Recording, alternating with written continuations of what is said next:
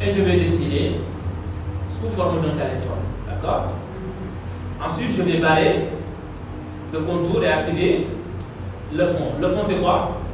C'est noir, n'est-ce pas? Noir, le début. Donc, je vais essayer d'arrondir comme ça.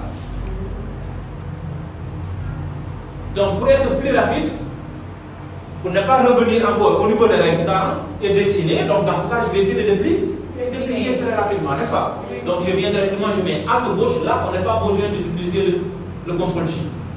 Sur l'illustrateur, il n'y a pas le CTRL-J. À chaque fois, vous allez utiliser Alt plus gauche tiré, ou sinon, vous allez utiliser le technique d'informatique. Vous allez faire CTRL-C, CTRL-V. CTRL-C, CTRL-V.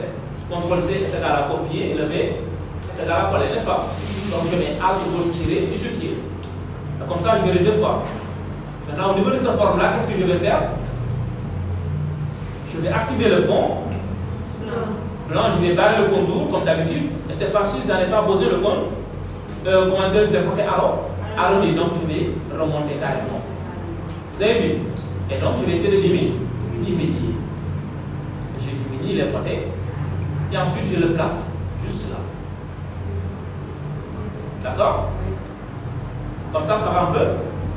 Ça va un peu? Oui, ça va. Ok, donc je vais essayer de diminuer un peu ici, là. Voilà. Et qu'est-ce qui reste? Je vais y aller directement sur outil trait. Je vais utiliser les traits.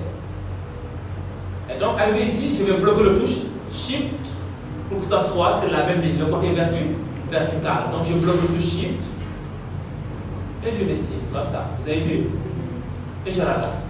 Maintenant, cette fois-ci, ce n'est pas le fond que je vais activer, mais le plutôt contour blanche. Et ensuite, je vais agrandir l'épaisseur du contour. Donc, 2, ça me va. D'accord?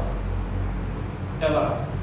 Vous avez vu? Oui. Maintenant, qu'est-ce qui reste? C'est de retourner encore sur les formes. Et cette fois-ci, je vais prendre ellipse. Et je viens encore, je bloque le touche Shift gauche pour avoir un cercle parfait. Et ici, je vais activer le fond. Et je vais barrer le contour encore.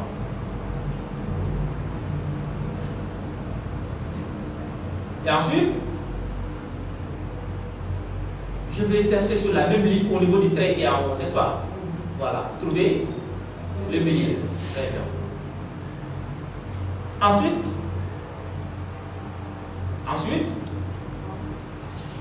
qu'est-ce qui reste? C'est au niveau de ce rectangle-là, n'est-ce pas? Donc, pour être encore plus rapide, je vais dépliquer ça. Donc, je vais CTRL-C, CTRL-V. Donc, quand je déplique, dans ce cas, je vais essayer de diminuer en certaines limites, n'est-ce pas? Comme ça. Et dans ce cas, je vais cliquer directement à pipette.